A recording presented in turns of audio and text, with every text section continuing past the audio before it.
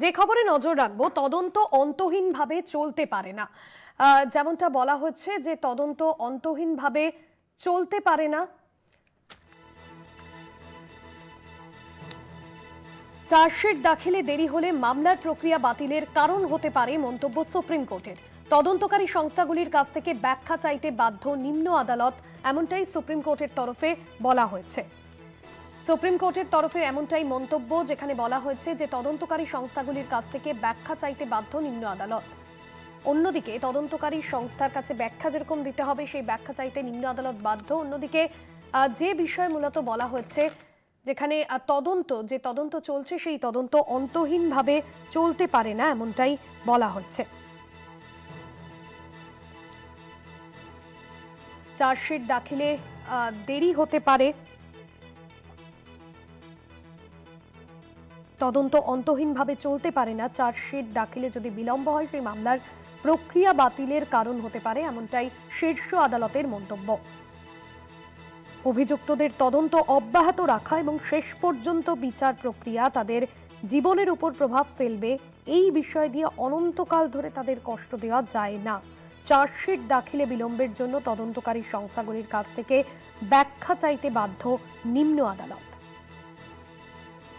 তদন্ত অন্তহীনভাবে চলতে পারে না, চার্জশিট দাখিলে দীর্ঘ বিলম্ব মামলার প্রক্রিয়ায় বাতিলের কারণ হতে পারে, এমনটাই মন্তব্য সুপ্রিম কোর্টের।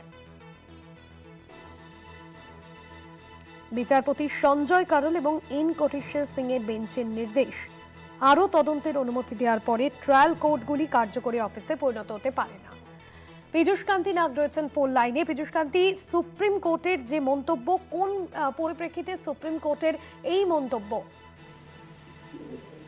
এখন ভাষ্যটি তোমায় জানিয়ে রাখি যে কেন্দ্রীয় তদন্তকারী সংস্থা এবং বিভিন্ন তদন্তকারী সংস্থা যখন কোনো বিষয় তদন্ত করে, তারা একটি চার্জশিট পেশ করার পর তার নিচে লেখা থাকে যে তদন্ত চলছে, অর্থাৎ একটি তদন্তকে দীর্ঘদিন ধরে চালিয়ে তারা নিয়ে যাবে।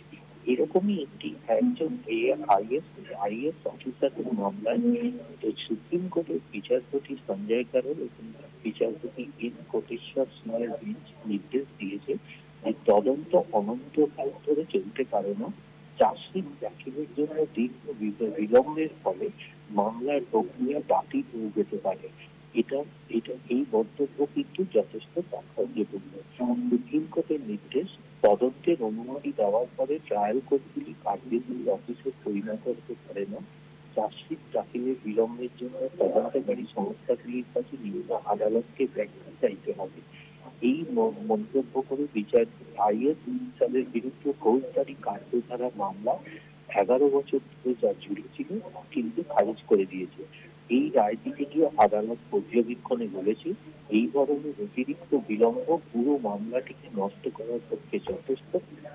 দ্বিতীয়ত, অভিযুক্তদের তদন্ত অব্যাহত রাখা আর শেষ পর্যন্ত বিচার প্রক্রিয়া তাদের দৈনন্দিন জীবনযাত্রার উপরে প্রভাব পড়ে এবং তাদেরকে এইভাবে অনন্তকাল করে কষ্ট দেওয়া যায় না, এমনটাই মন্তব্য সুপ্রিম কোর্টে।